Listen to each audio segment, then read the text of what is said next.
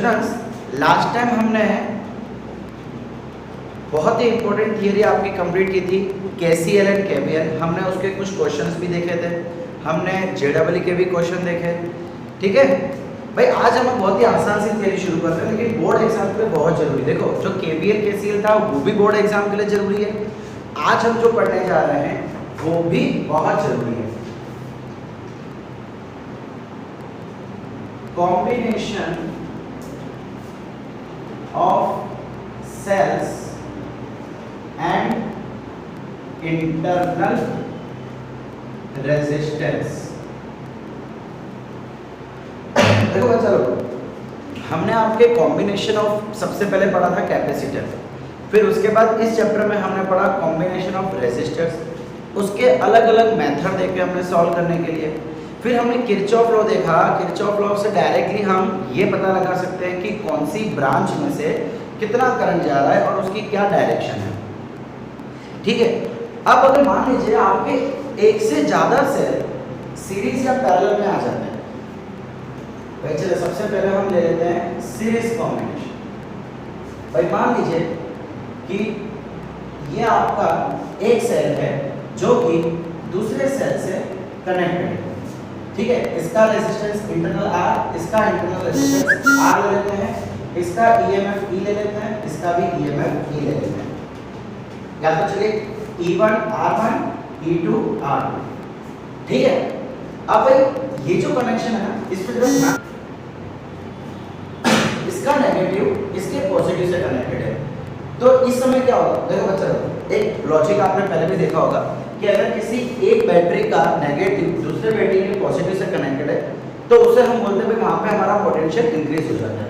सो अगर मैं यहाँ पे इक्विवेलेंट पोटेंशियल की बात करूँ तो वो हो जाएगा E1 प्लस E2, मतलब इन दोनों का एडिशन।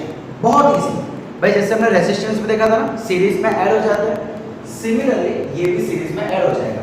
और अगर मैं इंटरनल रेजिस्टेंस की बात करूं तो भाई वो भी यहाँ पे ऐड हो जाएगा। देखो, इंटरनल रेजिस्टेंस हमेशा रेजिस्टेंस के सारे रूल्स फॉलो करते हैं। इंटरनल रेजिस्टेंस ओमिक रेजिस्टेंस नहीं होते हैं, वो बहुत ही छोटे लिमिट के लिए ओम्स लॉ को फॉलो करते हैं। भाई ओम्स लॉ में हमने क्या देखा था कि अगर किसी भी रेजिस्टेंस में से वोल्टेज चेंज होगा तो करंट चेंज होगा, लेकिन इंटरनल रेजिस्टेंस बहुत ही छोटे के लिए, बहुत ही छोटी वैल्यू के लिए ओम्स लॉ फॉलो करते हैं, बाकी करते नहीं।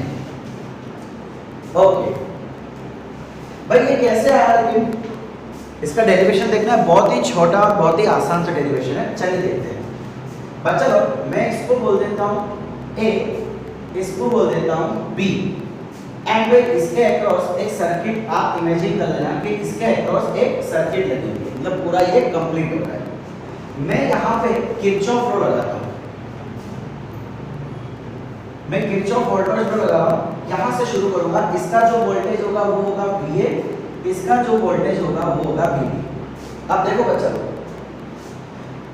यहाँ पे वोल्टेज ड्रॉप हो रहा है कि वोल्टेज गेन हो रहा है मुझे नहीं पता, लेकिन एक चीज क्लियर है, ध्यान से सुनना। ये पूरे सर्किट का लॉजिक होता है, कॉन्सेप्ट है। मैं अगर यहाँ से शुरू करूंगा तो कुछ ना कुछ वोल्टेज चेंज होगा, गेन होगा या लॉस होगा, तो यहाँ पहुँचते पहुँचते वोल्टेज इसके इक्वल हो जाएगा। मतलब देखो, चलो मैं क्या बताता हूँ भाई, यहाँ का वोल्टेज V है, ठीक है, प्लस या माइनस की जरूरत नहीं है भाई, V है। अब यहाँ पे क्या हो रहा है, हम ये वाला पाथ फॉलो कर रहे हैं, दिस पाथ। तो भाई यहाँ पे आप जा रहे हो पॉजिटिव से नेगेटिव, पॉजिटिव से नेगेटिव मतलब higher potential to lower potential, तो पोटेंशियल लॉस हुआ, तो हम क्या लिखते हैं माइनस E1। फिर यहाँ पे आ रहे, अच्छा करंट कहाँ जाएगा भाई, देखो करंट अगर मैं ड्रॉ करूँ तो करंट यूँ जाएगा, यहाँ से मान लो I करंट जा रहा है, मैंने इस बैटरी से करंट निकाला, भाई सीरीज में है तो सीरीज में करंट सेम फ्लो होता है, हमें पता है, तो I करंट फ्लो करवा देते हैं। सो यहाँ पे क्या हो जाएगा, करंट के ऑपोजिट डायरेक्शन में, तो प्लस IR1, वापस इधर आ गए, फिर से पॉजिटिव से नेगेटिव, तो वापस माइनस E2। इधर भाई इधर भी तो करंट यही फ्लो होगा ना। देखो हमने क्या देखा कि पूरी सर्किट कंप्लीट समझ ली है, तो ये सर्किट कंप्लीट होगा, ये करंट यहाँ से जा रहा है तो वापस उतना ही आएगा। भाई कल हमने क्या देखा था कि जितना करंट आप बैटरी से निकाल रहे हो उतना करंट बैटरी में वापस देना है। तो आई करंट निकला, घूमते घूमते घूमते घूमते घूमते घूमते आई करंट वापस आ गया। तो अभी भी हम करंट के ऑपोजिट डायरेक्शन में हैं, तो plus I R2 is equal to VB। बच्चा लोग हम यहाँ से शुरू कर रहे हैं, तो voltage gain, voltage drop, voltage gain, voltage drop होते होते ये वोल्टेज हो जाएगा। इसका मतलब मैं बोल सकता हूँ यहाँ से यहाँ पे आया तो VB बन जाएगा, ठीक है। इसलिए मैंने यहाँ पे इक्वल टू 0 नहीं लिखा है, इक्वल टू VB लिखा है। ओके, अब भाई मैं क्या करता हूँ, मैं इन सब को उठा के वहां ले जाता हूँ। भाई ये जो सब है ना, इन सब को उठा के वहां ले जाता हूँ और VB को उठा के इधर ले आता हूँ। तो भाई इन सबको मैं उठा के वहां ले जाता हूँ, VA, और इसको उठा के यहाँ ले आता हूँ, तो ये माइनस VB हो जाएगा, VA माइनस VB, ये प्लस हो जाएगा E1, ये माइनस हो जाएगा IR1 plus E2 minus IR। भाई साइन सबकी चेंज होगी ना, बाहर जाएगा तो। ओके, अब भाई ये क्या हुआ, VA minus VB, change in potential बोल सकता हूँ। VA माइनस VB मतलब चेंज इन पोटेंशियल। अब चेंज इन पोटेंशियल चलो हमने टर्मिनल वोल्टेज पढ़ा था, याद है कि EMF को हटा दो तो टर्मिनल वोल्टेज मिल जाएगा। तो बच्चा ये पोटेंशियल डिफरेंस जो है, क्या मैं इसको टर्मिनल वोल्टेज बोल सकता हूँ? बिल्कुल बोल सकता हूँ। सॉरी, टर्मिनल वोल्टेज को हम यूं दिखाते हैं। तो स्टूडेंट्स याद करो, हमने internal resistance, cell, terminal voltage, EMF एक थियरी देखी थी। भाई बैटरी की जो रेटिंग होती है वो EMF कहते हैं, लेकिन जब उसको कनेक्ट करते हैं तो इंटरनल रेजिस्टेंस के कारण सर्किट में पूरा वोल्टेज नहीं जाता, जितना वोल्टेज जाता है उसको हम टर्मिनल वोल्टेज कहते हैं। तो बच्चा लोग ये तो बैटरी है ना, ये उसके अंदर के रेजिस्टेंस है। भाई ये रेजिस्टेंस हमने कनेक्ट नहीं किए, वो तो इंटरनल के है। तो इसके कारण जो भी वोल्टेज ड्रॉप होगा वो सीधा सर्किट में जाएगा, तो ये टर्मिनल वोल्टेज ही कहलाएगा ना। इसलिए हमने VA माइनस VB को टर्मिनल वोल्टेज लिया, ठीक है। Is equal to E1 plus E2 minus I। बच्चा मैं I कॉमन ले रहा हूं, तो ये R1 और ये माइनस बाहर लिया, इसलिए ये plus R2। E1 plus E2 को साथ में ले लिया, IR1 को साथ में ले लिया, लेकिन I और माइनस कॉमन निकाल दिया, तो ये भी प्लस ये भी प्लस। बच्चा लोग हमने एक फॉर्मूला देखा था, terminal voltage is equal to EMF minus IR। कुछ याद आया? Terminal voltage is equal to EMF minus IR। अब आप इसको इससे कंपेयर करो। भाई देखो ये EMF, तो ये पूरा EMF माइनस IR, तो माइनस I और ये R0। इसका मतलब क्या मैं ऐसा कह सकता हूं कि terminal voltage is equal to इन दोनों के बदले equivalent potential and minus I equivalent resistance. सीधी सी बात है ना बच्चा, ये पूरे का ये चीज आ रहा है रिजल्ट। तो ये हो गया मेरा इक्विवेलेंट, ये हो गया मेरा इक्विवेलेंट। इसीलिए हमने स्टार्टिंग से बोल दिया था कि सीरीज में पोटेंशियल ऐड हो जाएगा और रेजिस्टेंस ऐड हो जाएगा। लेकिन स्टूडेंट्स अगर मान लो कि मैं इसकी पोलैरिटी चेंज कर दूं, मैं अगर इसका कनेक्शन कुछ ऐसा कर दूं, भाई ये एज इट इज, देखिए E1 E2 R1 R2, हमने क्या किया, ये जो बैटरी थी इसकी पोलैरिटी चेंज कर दी। अब क्या होगा, कोई बात नहीं भाई, अब पोलैरिटी चेंज होने के कारण हम सिर्फ माइनस कर देंगे। पहले क्या था, पोलैरिटी सेम थी, मतलब minus plus minus plus minus plus जा रहा था, तो पोलैरिटी सेम जा रही थी, तो हम उस समय इसको ऐड करते हैं। लेकिन अगर मैं इसको घुमा दूंगा तो जो घूमी हुई जो उल्टी है वो हो जाएगा माइनस। याद रखना, जो उल्टी है वो हो जाएगा minus. This will be my equivalent potential. लेकिन रेजिस्टेंस, अरे रेजिस्टेंस तो भाई का भाई रहेगा ना, equivalent resistance R1 plus R2। Resistance तो सीरीज में है, तो मैंने पहले कहा था वो तो जो रूल है सीरीज पैरेलल के वही फॉलो करेगा। ठीक है बच्चा लोग, समझ आया यहाँ तक?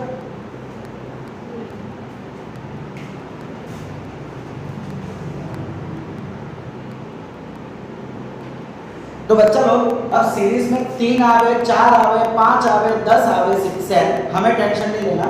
अगर वो पोलैरिटी सेम जा रही है, मतलब माइनस प्लस जा रहा है, तो सबको ऐड कर दो। या जिसमें उल्टा है, माइनस माइनस साथ में है या प्लस प्लस साथ में है, तो उस समय माइनस करो। अच्छा एक और चीज भाई, इक्विवेलेंट डायग्राम ड्रॉ कैसे करेंगे? भाई सपोज मैं यहाँ पे मान लेता हूँ कि E1 या चलो E2 is greater than E1। अभी मैं ऐसा मान लेता हूँ, इस केस में ये वाला EMF इसके EMF से ज्यादा है, तो भाई इक्विवेलेंट सर्किट कैसे बनेगी? भाई पॉजिटिव इस तरफ होगा कि उस तरफ? तो बच्चों लोग याद रखना, जिसका EMF ज्यादा होता है वो डोमिनेंट होता है। डोमिनेंट का मतलब कि हमारे सर्किट का जो EMF है वो इसके कारण ज्यादा इफेक्ट होगा। क्यों? बिकॉज हमने इसको ग्रेटर लिया। तो हमारे इक्विवेलेंट सर्किट में बैटरी ऐसी बनेगी, माइनस इस तरफ प्लस उस तरफ। भैया अब आपको ये चीज का ध्यान देना पड़ेगा कि नेगेटिव कहाँ पॉजिटिव कहाँ। हमने क्या देखा, जो बैटरी सबसे ज्यादा वोल्टेज वाली होगी उसका पावर डोमिनेंट होगा। तो ये अगर बैटरी ये से ज्यादा है वैल्यू, तो हम इक्विवेलेंट को भी उसके तरीके से लेंगे। ठीक है, ये हो जाएगा मेरा पोटेंशियल EMF इक्विवेलेंट और ये हो जाएगा रेजिस्टेंस इक्विवेलेंट।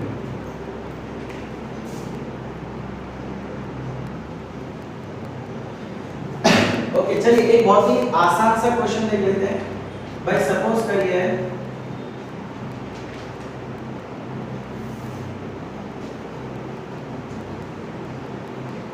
ठीक है, आपको ये चीज दी हुई है सीरीज में, कहा हुआ है ये 2 वोल्ट है, ये 4 वोल्ट है और ये 6 वोल्ट है।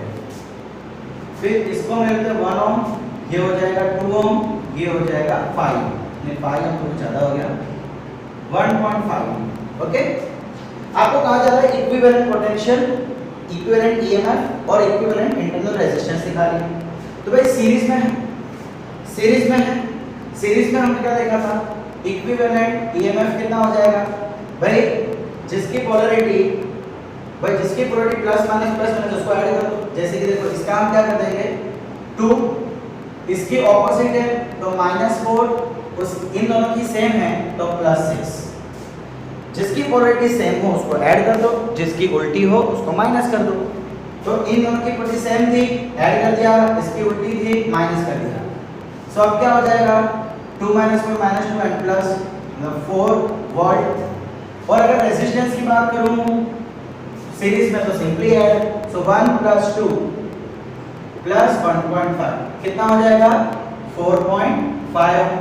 अब इसका डायग्राम ड्रॉ करना है अगर मुझे, तो भाई डायग्राम कैसे करूंगा मैं? देखो ये तो 4.5 हो गया, रेजिस्टेंस के बारे में तो कोई टेंशन लेना ही नहीं। अब अच्छा आप ये देखो कि जिसकी सेम पोलैरिटी है उसको ऐड करो, 2 + 6 8, जिसकी उल्टी है उसकी देखो कितनी है 4, बड़ा कौन है 8, यानी कि डोमिनेंट हमारा ये हो जाएगा। तो हम इक्विवेलेंट को इस तरीके से ड्रॉ करेंगे, जिसका डोमिनेंट होगा उस तरीके से हमको इक्विवेलेंट ड्रॉ करना है। और डोमिनेंट किसका है भाई, इन दोनों को अगर ऐड करें तो 2 + 6 8 होता है और इसका 4 होता है, तो 8 इज ग्रेटर देन 4। समझ आया बच्चा लोग?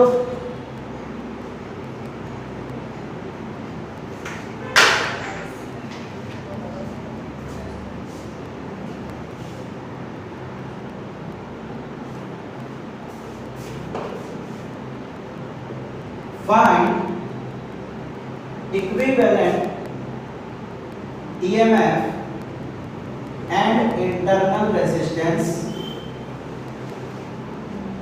if n cells are connected in series। भाई n सेल्स जो है वो सीरीज में कनेक्ट है, तो उसके इक्विवेलेंट EMF और इक्विवेलेंट इंटरनल रेजिस्टेंस क्या होंगे हमको ढूंढना है। चलिए अच्छा इस समय ऐसा है कि पोलैरिटी सबकी सेम है, ठीक है, पोलैरिटी सेम है। इसका मतलब भाई पॉजिटिव पॉजिटिव नेगेटिव ये चीज चलती रहेगी, ठीक है भाई। इसका हम ले लेते हैं E1, E2, E3, E4 and so on करके En। सिमिलरली हाँ एक चीज है भाई, M cells of EMF E and resistance R। भाई आपको यहाँ पे वैल्यू सेम दी हुई कि सबका EMF सेम है, सबका इंटरनल रेजिस्टेंस भी सेम। तो भाई हमारी फॉर्मूला क्या होती है, equivalent EMF is equal to E1 plus E2 plus E3 and ऐसे करते करते En अपॉन रेजिस्टेंस, सॉरी ये ऐसे रहेगा। अब भाई ये कितने टाइम्स है, n टाइम्स, और सबकी वैल्यू क्या है E plus E plus E plus E plus E, कितने टाइम्स, n टाइम्स। भाई बच्चा लोग टेबल पढ़िए ना, 2 फाइजा बोलो या 2 को 5 बार प्लस करो, 2 को 5 बार प्लस करो तो भी 10 आएगा, 2 फाइजा करो तो भी 10 आएगा। इसका मतलब जितनी बार आप सेम वैल्यू को ऐड कर रहे हो उसको आप मल्टीप्लाई उससे ही कर दो। भाई जैसे कि मैं 2 को 5 बार ऐड कर रहा हूँ तो 2 को 5 से मल्टीप्लाई कर दो, मैं E को n टाइम्स ऐड कर रहा हूँ तो मैं उसको मल्टीप्लाई कर दूंगा। इन शॉर्ट मेरी E इक्विवेलेंट बन जाएगी NE, कितना हो जाएगा, NE। सिमिलरली इक्विवेलेंट रेजिस्टेंस भी वही हो जाएगा भाई, R plus R plus R plus R, ऐसे कितनी टाइम्स, n टाइम्स। तो भाई R इक्विवेलेंट क्या हो जाएगा, NR। याद रखना सीरीज में अगर आपका EMF और इंटरनल रेजिस्टेंस सेम है तो वो इक्विवेलेंट EMF हो जाएगा NE और इक्विवेलेंट रेजिस्टेंस हो जाएगा NR। समझ आया बच्चा लोग कितना, ओके। अब बच्चा लोग मेन क्वेश्चन तो अब देखना है, ये तो मैंने आपको सिर्फ एक कॉन्सेप्ट सिखाया, देखो जरा बोर्ड एग्जाम में कैसा क्वेश्चन आया था वो देखो जरा।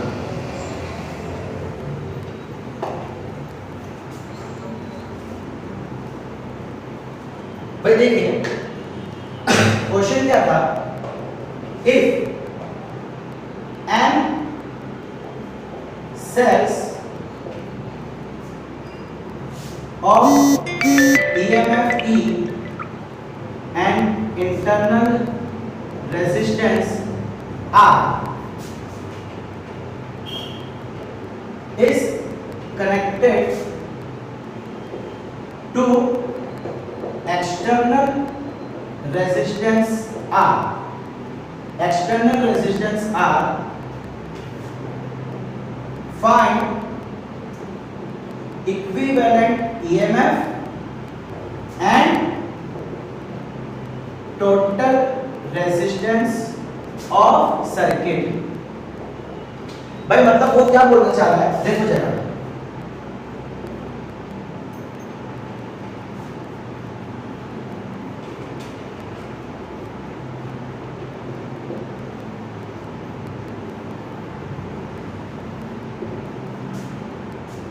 भाई वो कहना चाह रहा है कि हमने n सेल्स को सीरीज में कनेक्ट कर दिया है और इस पूरे को हमने एक रेजिस्टेंस एक्सटर्नल रेजिस्टेंस के साथ सीरीज में कनेक्ट कर दिया है। देखो ठीक है, तो भाई इसका EMF E and so on, इसका internal resistance R and so on. तो बच्चा लोग भाई इक्विवेलेंट EMF तो सीधी सी बात है डायरेक्टली क्या हो जाएगा, NE है क्या, NE हो जाएगा, ओके। अब मुझे क्या बोला हुआ है, total resistance of the circuit. भाई टोटल रेजिस्टेंस कितना हो जाएगा वो भी फाइंड करना है। तो भाई टोटल रेजिस्टेंस, भाई देखो सीरीज वाला रेजिस्टेंस मतलब ये इंटरनल रेजिस्टेंस कैसे सीरीज में है और एक्सटर्नल भी कैसा हो गया, वो भी सीरीज में हो गया, एक्सटर्नल भी सीरीज में हो गया। तो equivalent resistance is equal to R, भाई ये R सीरीज में क्या होता है, ऐड हो जाता है। अच्छा इन सब का क्या हो जाएगा, हमने इससे पहले देखा था, क्या हो जाएगा, NR। कितना हो जाएगा, देखो ये एक्सटर्नल रेजिस्टेंस उसके साथ सीरीज में इंटरनल कितने हैं n। तो अभी भी हमने क्या देखा कि इंटरनल रेजिस्टेंस अगर सेम है तो वो NR हो जाएगा। अब आपको अगर मान लो यहाँ पे बोला जाए फाइंड करंट तो भाई कैसे करेंगे, I is equal to V by R। अब भाई V मतलब क्या होता है, जितना पोटेंशियल इसको मिला, इसको कितना पोटेंशियल मिलता है, इतना। सो हम क्या बोल देंगे, Ne upon R plus NR। याद रखना बच्चा, हमने क्या कर दिया भाई, Ohm's law V by R। So potential कितना जा रहा है भाई, ये हमेशा टर्मिनल वोल्टेज होता है, ये कौन सा होता है टर्मिनल। तो भाई चलो हमने जो अप्लाई किया, चलो वोट है, तो भाई आज इक्विवेलेंट ईएमएफ कितना हो गया Ne, और टोटल रेजिस्टेंस कितना हो गया दिस मच।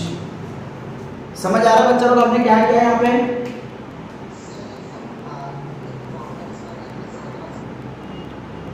स्टूडेंट्स अब मैं इसमें छोटा सा ट्विस्ट ले आता हूँ, एकदम छोटा सा ट्विस्ट।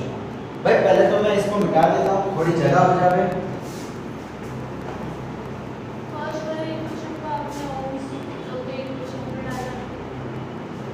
ओके भाई अब छोटा सा ट्विस्ट ये है कि भाई n cells are connected of EMF EM resistance, internal resistance are connected to external resistance R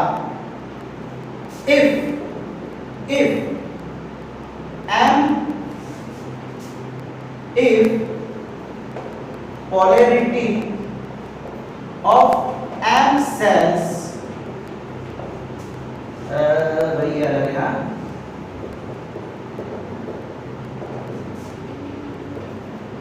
are changed।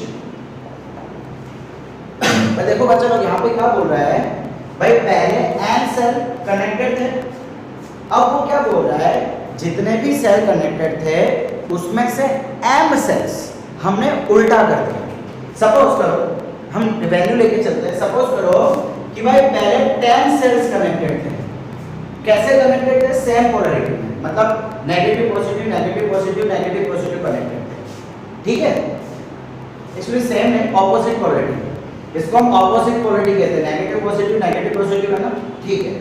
अब इसमें से मैंने सपोज करो 3 सेल को घुमा दिया, 3 सेल की पोलैरिटी घुमा दी, यानी कि पहले पॉजिटिव नेगेटिव था तो अब मैंने नेगेटिव पॉजिटिव कर दिया, ऐसे 3 सेल मैंने घुमा दिया।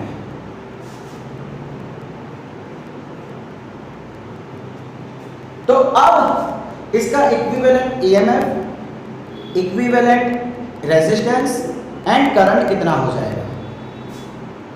अभी भी एक्सटर्नल तो आ रही है, उसमें हमने कोई चेंज नहीं किया। तो स्टूडेंट्स हमने क्या देखा था कि जितना एक साथ कनेक्ट है उसको प्लस कर दो, जो उल्टा है उसको माइनस कर दो। तो हम यहाँ पे क्या करेंगे, 10e माइनस 3e कर देंगे, मतलब 10 का ईएमएफ माइनस 3 का ईएमएफ। समझ आ रहा है मैं क्या बोल रहा हूँ, सीधी सी बात है ना यार, ये साथ में कनेक्टेड है, ये उल्टा है, क्या हम ऐसे करेंगे, रॉन्ग। भाई बच्चा लोग सबसे पहले तो आप ये सुनो भाई, 10 पहले से एक साथ कनेक्टेड थे, एक ही पोलैरिटी के हिसाब से, नेगेटिव पॉजिटिव नेगेटिव पॉजिटिव। अब उसमें से मैंने 3 को घुमा दिया, 3 को घुमा दिया, तो अब बचे कितने हैं भाई, अब तो 7 सेल्स एक साथ कनेक्टेड है और 3 सेल्स ऑपोजिट में कनेक्टेड है। भाई पहले 10 थे, 10 और 10 की पोलैरिटी सेम जा रही थी, मतलब पॉजिटिव नेगेटिव जा रही थी, लेकिन उसमें से 3 को मैंने घुमा दिया, तो अब कितने सेम जाएंगे, कितने नेगेटिव पॉजिटिव। भाई पहले 10 नेगेटिव पॉजिटिव थे, 3 को हटा दिया तो 7 नेगेटिव पॉजिटिव हो जाएंगे ना। देखो सपोज करो मैं यहां से बताता हूं, चलो 1 2 3 4 5 6 कितने हैं, 6 कनेक्टेड। मान लो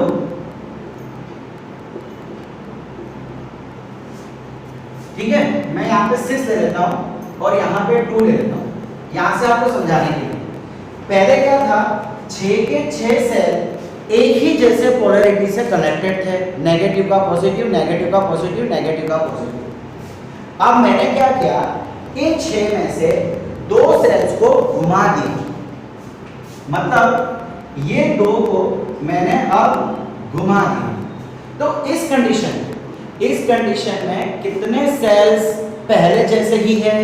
1 2 3 4, सिर्फ 4 ही पहले जैसे है। मतलब अब मैं बोलूंगा कि भाई 6 - 2 सेल्स जो है वो सेम पोलैरिटी के हिसाब से कनेक्टेड है, और इसमें से फिर से -2 कर दूंगा इक्विवेलेंट के लिए। भाई ये एक साथ कनेक्टेड थे 4, और ये 2 जो है वो उल्टे घुमा दिए, इसलिए माइनस किया। आप समझ रहे हो? अब जरा यार ध्यान से सुनना। हमारे पास पहले क्या था? पहले क्या था? n सेल्स थे, तो इक्विवेलेंट रेजिस्टेंस कितना था? सॉरी, इक्विवेलेंट ईएमएफ कितना था? Ne। अब इसमें से मैंने m को घुमा दिया, m को घुमा दिया मतलब एक ही जैसे पोलैरिटी में कितने बचे? -me। भाई पहले 10 या पहले 6 एक जैसे कनेक्टेड थे, उसमें से 2 को घुमा दिया तो 10e - 2e हो जाएगा। भाई इतना तो अब एक साथ कनेक्टेड है, एक साथ मतलब एक ही जैसे पोलैरिटी में कनेक्टेड है। अब हम क्या करेंगे? इक्विवेलेंट कैसे निकालते हैं कि जो एक साथ कनेक्ट रहता है वो माइनस जो उल्टा हो गया, तो उल्टा कितने हो गए थे? m हो गए थे। देखो फिर से देखो, ये 6 थे, 2 को घुमा दिया तो अब कितना बचा? 4, तो ये हो जाएगा 4e। अब 4e आया कहां से? बच्चा पहले का 6e माइनस इन दोनों को घुमा दिया। भाई ये तो घुमा दिया इसलिए माइनस किया, क्या अभी तो बचे ही नहीं। अब बचे कितने हैं? 4 बचे हैं। इसमें से अब मुझे इक्विवेलेंट ढूंढना है, तो इक्विवेलेंट में 4 सेल्स जो है वो एक ही तरीके से कनेक्टेड है, तो 4e मैंने 2 को घुमा दिया, जिसको घुमा दिया उसको हम माइनस कर देते हैं, तो -2e। बस वही किया है। पहले ne एक ही लाइन में कनेक्ट है, उसमें से m सेल्स को मैंने घुमा दिया, तो बचे कितने? इतने बचे, इतने थे, इतनों को हटा दिया, ऐसा समझ लो कि हटा दिया, तो बचे कितने? माइनस हो जाएगा। अब इतने जो थे मतलब इतना पूरा एक ही पोलैरिटी में कनेक्ट है, तो हम माइनस कर देते हैं ऑपोजिट पोलैरिटी, तो ये same polarity minus opposite polarity. ठीक है, अब क्या हो जाएगा? यहां से E कॉमन निकाल लेता हूं, तो n - m E minus me। भाई एक मिनट देखो, माइनस माइनस प्लस, तो ne - 2me minus minus plus. अब E को कॉमन निकालो, तो n - 2m और ये E कॉमन, ये आ गया बच्चा लोग आपका इक्विवेलेंट ईएमएफ। रेजिस्टेंस, भाई रेजिस्टेंस तो अभी भी वही का वही रहेगा ना, पोलैरिटी घुमाने से रेजिस्टेंस पे कोई इफेक्ट नहीं होता। सो इक्विवेलेंट रेजिस्टेंस पूरे सर्किट का ये इंटरनल कितने हैं? n। पोलैरिटी घुमाने से इंटरनल रेजिस्टेंस पे कोई फर्क नहीं पड़ता, इसलिए यहाँ पे प्लस माइनस करने की कोई जरूरत नहीं है। ये एक्सटर्नल सीरीज में कनेक्ट है, तो ये हो जाएगा +R। अब मुझे करंट चाहिए, so current is equal to V/R। V कितना है? This much, n - 2m E by R कितना है? nR + R। इस तरीके से हम करंट की वैल्यू, इक्विवेलेंट रेजिस्टेंस की वैल्यू, इक्विवेलेंट ईएमएफ की वैल्यू ढूंढ सकते हैं। तो चलिए भाई आज देख लेते हैं पैरेलल कॉम्बिनेशन ऑफ सेल्स।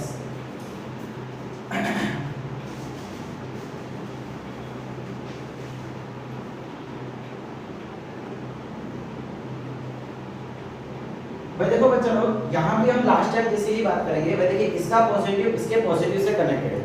पिछली बार सीरीज में हमने कुछ कहानी देखी थी कि इसका नेगेटिव इसके पॉजिटिव से कनेक्ट होता था, तो हम ईएमएफ को ऐड करते थे, और अगर इसका नेगेटिव इसके नेगेटिव से कनेक्टेड होता था तो हम ईएमएफ को माइनस कर देते। सीरीज में वो कहानी चलती थी, पैरेलल में सेम नहीं है, देखते जाना, पैरेलल में कुछ कहानी अलग है।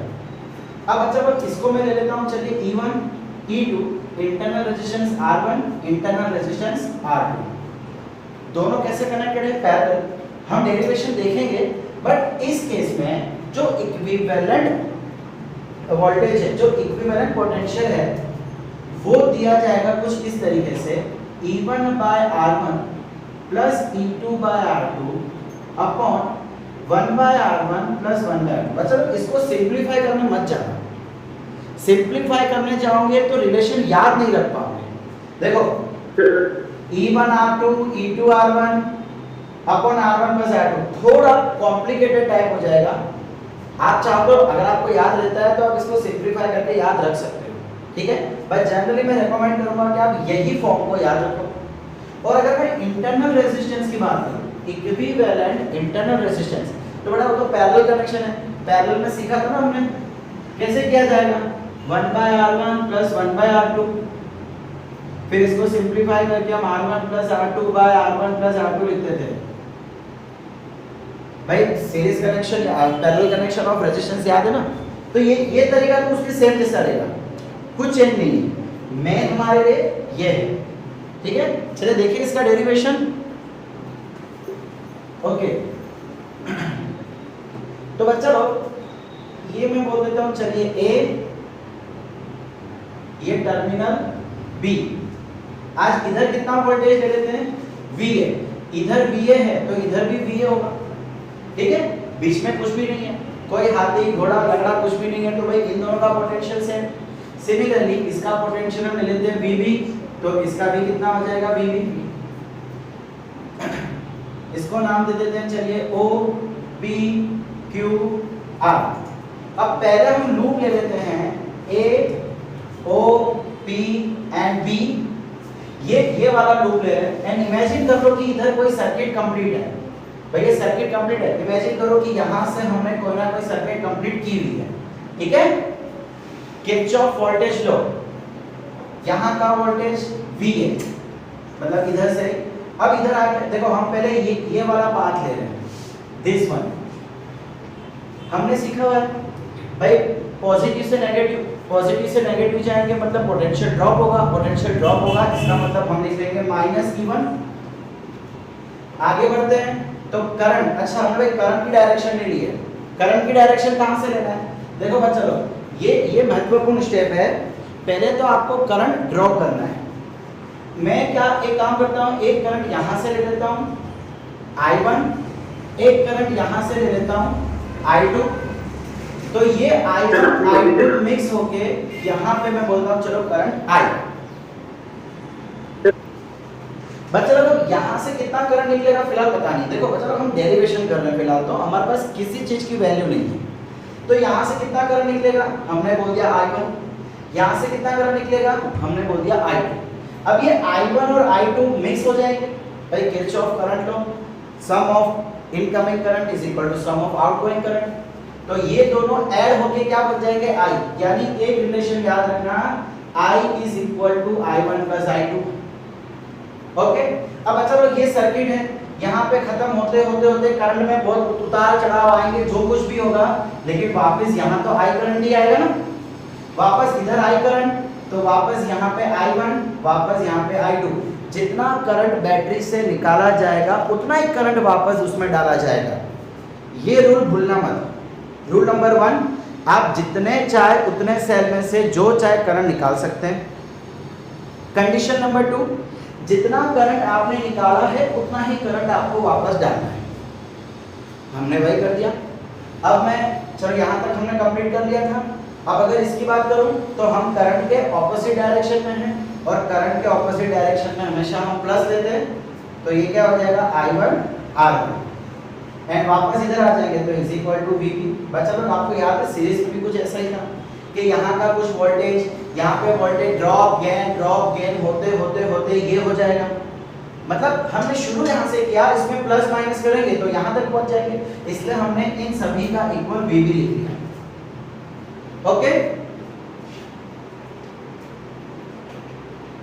अब क्या करेंगे इसके आगे, देखो VA माइनस VB, मैं इस पूरे को वहां ले जाता हूं और VB को इधर ले आता हूं। VA minus VB is equal to E1 minus minus का प्लस, प्लस का माइनस। ये हो गया मेरे पास एक फॉर्मूला। ये क्या हो गया बच्चा? अब VA माइनस VB को हम क्या बोल देंगे? VA माइनस VB को change in potential, delta V बोल सकते हैं हम। Delta V is equal to E1 minus I1 R1।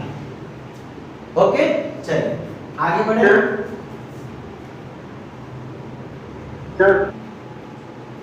देखो हमारे पास एक फॉर्मूला हमको यूज करना है, I is equal to I1 plus I2। तो मैं क्या करता हूं, यहाँ पे से I1 को टारगेट बनाता हूं। तो यहाँ पे क्या हो जाएगा?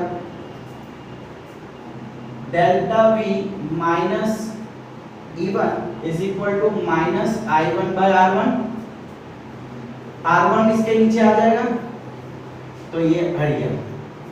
ओके, अब ये माइनस साइन भी हटा देता हूं, तो माइनस साइन यहाँ चला जाएगा, तो क्या बन जाएगा? ये माइनस का हो जाएगा प्लस, एंड ये प्लस का हो जाएगा माइनस। ठीक है, ये I1 की वैल्यू रख के रख दी। बच्चा लोग ये आपको सिर्फ डेरिवेशन में करना है, बाकी ये फॉर्मूला को याद रखने की जरूरत नहीं है। अब सेम प्रोसेस करते हैं हम ये वाले के लिए।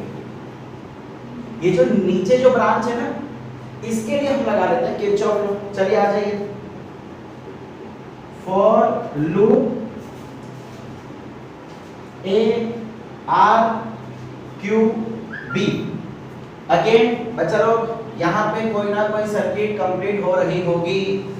अच्छा जी, चलिए यहाँ का वोल्टेज V है, फिर इधर आ गए, अगेन पॉजिटिव से नेगेटिव वोल्टेज ड्रॉप मतलब माइनस E2। अगेन करंट के ऑपोजिट डायरेक्शन में, तो I2 R2 ऑपोजिट डायरेक्शन में हम लेते हैं हमेशा plus is equal to VB।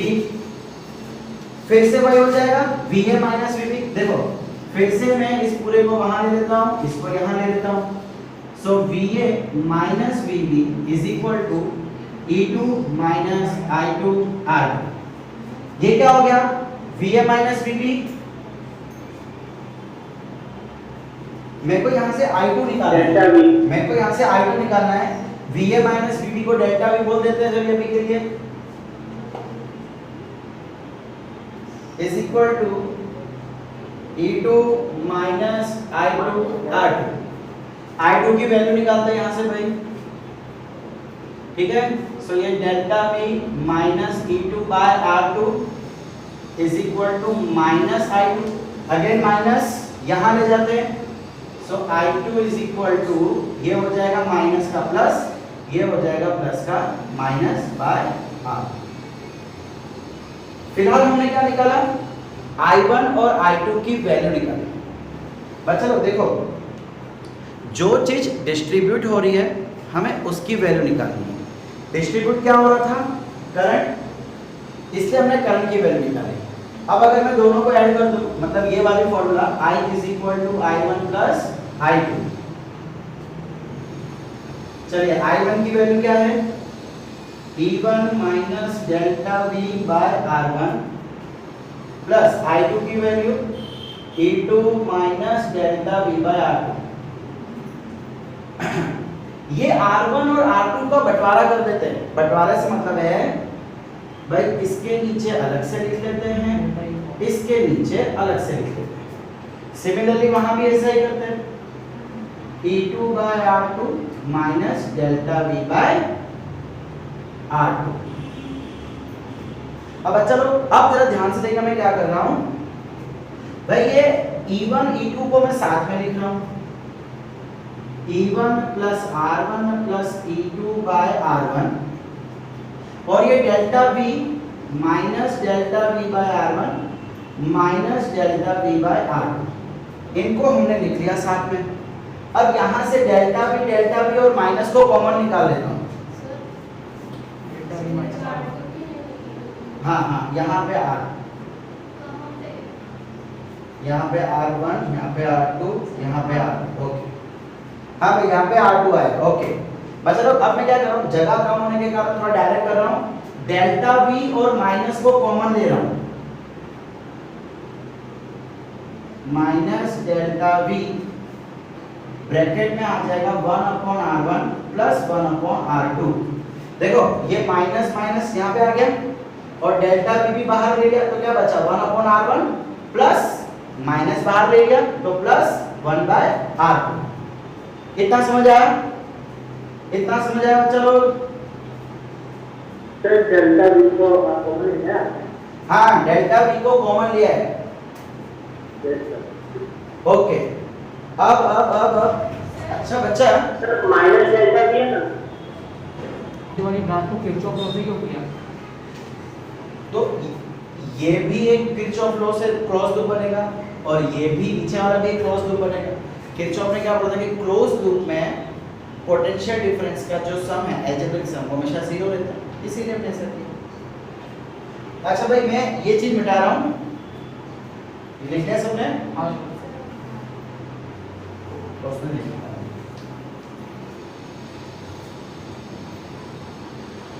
अभी अभी इधर बननी पड़ेगी, लास्ट में बन रही थी।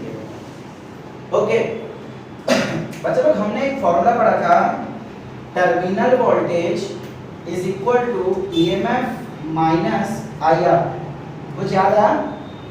Terminal voltage is equal to EMF minus IR. देखो अभी मैं अगर इसको कंपेयर करूं तो ये बन नहीं रहा। पहले काम करता हूं, इस चीज को मुझे इस तरीके से लेके आना। देखो देखते जाओ, ये जो चीज है ना, मैं इसको यहाँ पे लेके आता हूँ।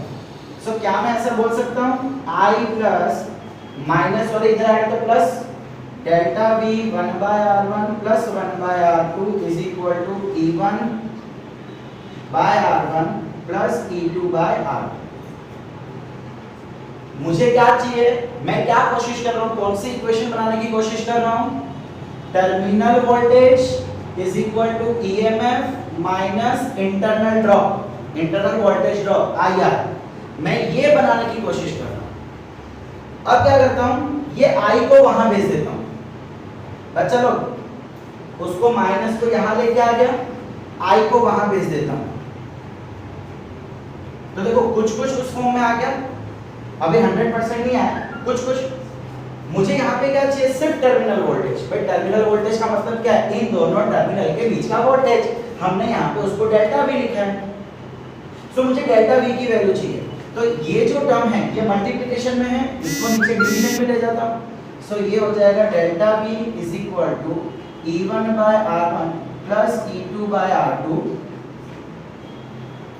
अपॉन ये टर्म डिवीजन में 1 by R1 plus 1 by R2 minus I। अच्छा लोग, ये टर्म इसके मल्टीप्लाई में जाएगा, सॉरी मल्टीप्लाई का डिवाइड में जा रहा है। 1 by R1 plus 1 by R2। क्या मैं इसको ऐसे लिख सकता हूं, 1 upon 1 by R1 plus 1 by R2। अच्छा लोग, हमने बचपन में सीखा है ना, 2/3 को मैं 2 इंटू 1/3 भी लिख सकता हूँ ना, बचपन से मैथ सीखते हैं, बस वही चीज है। नीचे था, अब नीचे को मैं इंटू 1 अपॉन लिख देता हूँ, तो भी एक ही चीज है। अब इस इक्वेशन को और इस इक्वेशन को कंपेयर करो, terminal voltage is equal to EMF, यानी कि बच्चा ये मेरा पूरा ईएमएफ हो गया। इट मींस ये जो आपको दिख रहा है ये बन गया मेरा इक्विवेलेंट ईएमएफ। और इधर क्या है, माइनस आई आर, तो माइनस आई, इसका मतलब ये क्या बन गया, इक्विवेलेंट इंटरनल रेजिस्टेंस। समझ आ रहा है बच्चा लोग? बस डेरिवेशन ओवर। अब इन दोनों को कंपेयर करना है, तो कंपेयर करने से हम डायरेक्टली बोल सकते हैं equivalent EMF will be equal to this and equivalent internal resistance will be equal to this. So ultimately we came to a result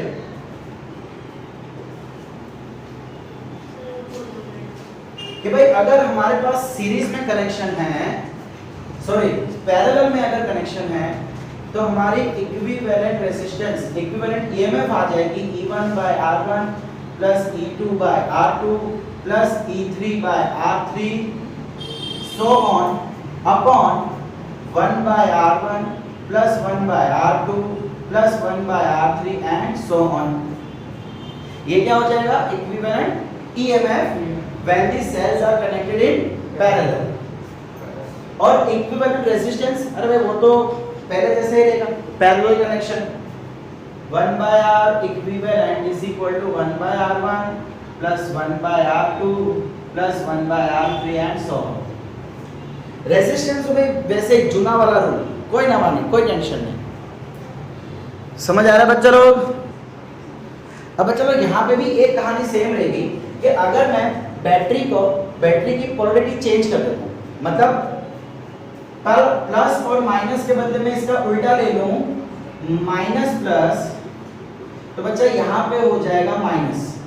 जो बैटरी को उल्टा करूंगा वो बैटरी की ईएमएफ हो जाएगी minus.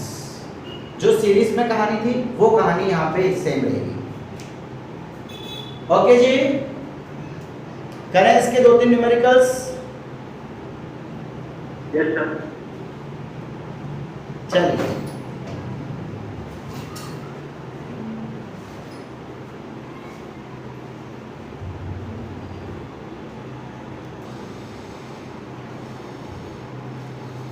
find equivalent EMF and internal resistance। बच्चा लोग पहले आप भी ट्राई करेंगे, फिर उसके बाद हम देखेंगे। तो फर्स्ट क्वेश्चन आपको दे रखा है,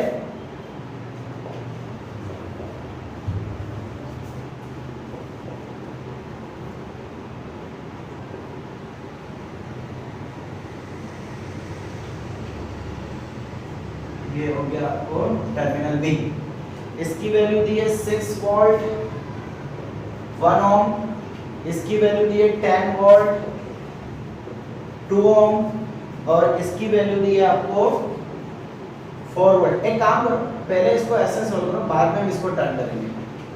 4 वोल्ट एंड 2 ओम। चलिए बच्चा लोग निकालिए। देखो एक चीज बोल दूं, साफ साफ दिख रहा है, ये दो पैरेलल और इसका जो भी रिजल्ट आएगा वो हो जाएगा इसके साथ सीरीज। चलिए फटाफट निकालिए, यू हैव 2 मिनट्स। भाई तो बच्चा लोग देखो, हमको पता है कि ये दो पैरेलल में हैं, तो पहले उसको सॉल्व करें। 10 volt and 4 volt are in parallel. Formula क्या थी इक्विवेलेंट ईएमएफ की? E1 by R1 plus E2 by R2 upon 1 by R1 plus 1 by R2। देखो ये E1, ये E2, ये R1, ये R2। सो ये 10 by 4 plus 4 by 2 upon 1 upon 2 plus 1 upon 2। सो भाई इसका आंसर, सॉरी हाँ 10 by 2 सॉरी, तो भाई ये हो जाएगा 5 plus 2 अपॉन, इसको सॉल्व करेंगे तो आंसर आएगा 1, हाफ प्लस हाफ 1, 5 plus 2 7। अबे सॉरी 7 आएगा इसका वैल्यू से लगे।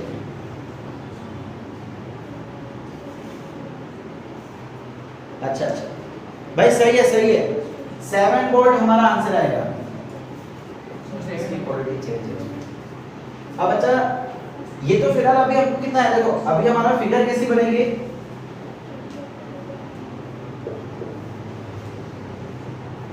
देखो ये 6 वोल्ट 1 ओम, ये तो ऐसी चीज रहेगी। इसके बाद इसका जो कॉम्बिनेशन हुआ उसको भी अब हम ऐसे लिखेंगे।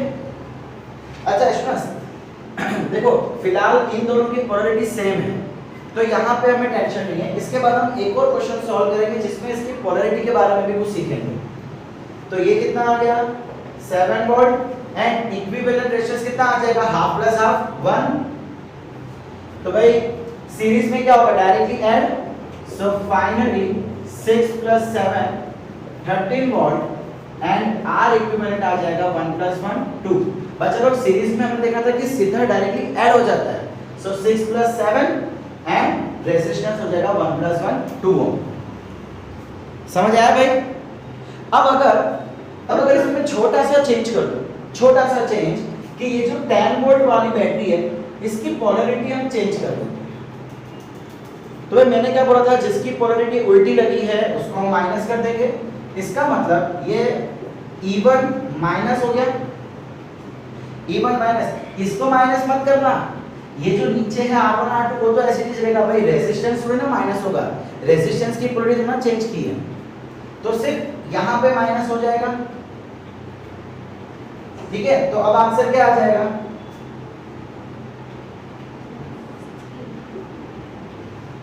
2 - 5 - 3 what.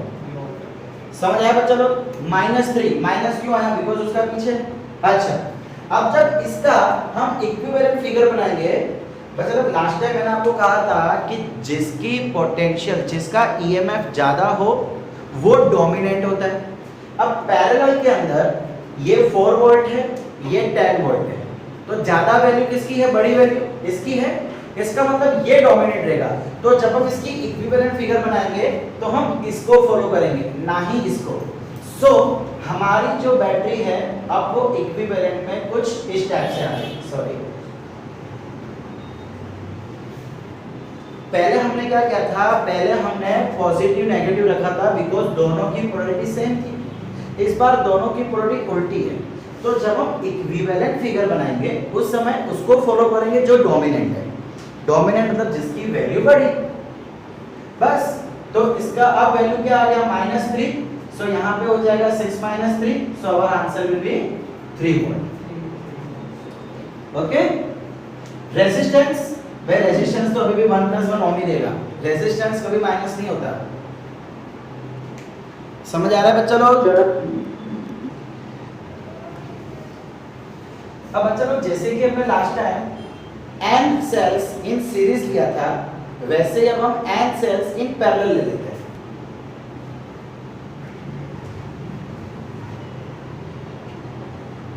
n cells are connected। बच्चा लोग यहाँ पे JEE या तो नीट का एक बहुत ही खूबसूरत सा कॉन्सेप्ट निकल के आएगा, जरा ध्यान से देखना। n cells of EMF E and internal resistance are connected in parallel,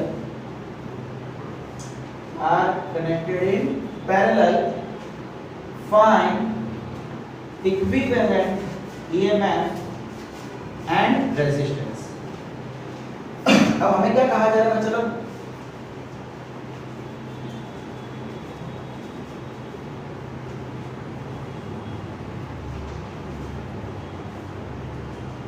EMF देखो, ये n सेल्स ऐसे करते करते n सेल्स आपके पैरेलल में कनेक्टेड है। ठीक है, ये कोई पॉइंट होगा, ये इन सभी से पैरेलल कनेक्शन, ये पॉइंट A, ये पॉइंट B, एंड यहां से भी ये सारे के सारे पैरेलल है। इन सबकी EMF E है, इन सबके रेजिस्टेंस R है। अब बच्चा लोग पैरेलल का फॉर्मूला क्या है?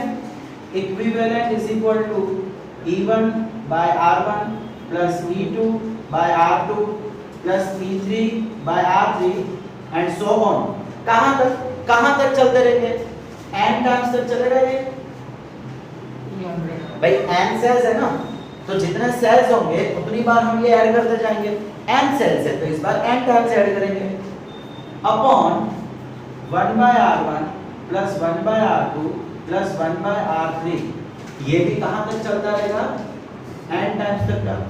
अब बच्चा लोग जैसे कि हमने लास्ट टाइम किया था, देखो ये सारे के सारे EMF एंड रेजिस्टेंस इक्वल है। यहाँ पे EMF एंड इंटरनल रेजिस्टेंस सबके इक्वल है, इसलिए हम ये E1 E2 ये सब हटा देते हैं। अब हमने बचपन से सीखा हुआ है, मैं अगर 2 को 3 बार प्लस करूं तो हम क्या बोल देते हैं? 2 × 3। 5 को अगर मैं 5 बार ऐड कर दूं तो क्या मैं उसको ऐसा बोल सकता हूँ 5 × 5? तो यहाँ पे मैं क्या कर रहा हूँ? E/R को n टाइम्स प्लस कर रहा हूँ, तो क्या मैं ऐसा कह सकता हूँ n × E/R? टेबल है, सिंपल टेबल है। सिमिलरली 1/R को भी मैं n टाइम्स बोल रहा हूँ, तो क्या मैं यहाँ पे n × 1/R बोल सकता हूँ? देखिएगा जरा ध्यान से, n कट R कट, क्या बचा? ई। बस चलो ये बहुत ही खूबसूरत रिजल्ट है, इसको स्टार मार्क कर देना। इसका मतलब ये निकल के आया कि अगर आप सेम ईएमएफ के जितने चाहे उतने बैटरी को पैरेलल में कनेक्ट कर दो, कंडीशन क्या है, सेम ईएमएफ होना चाहिए।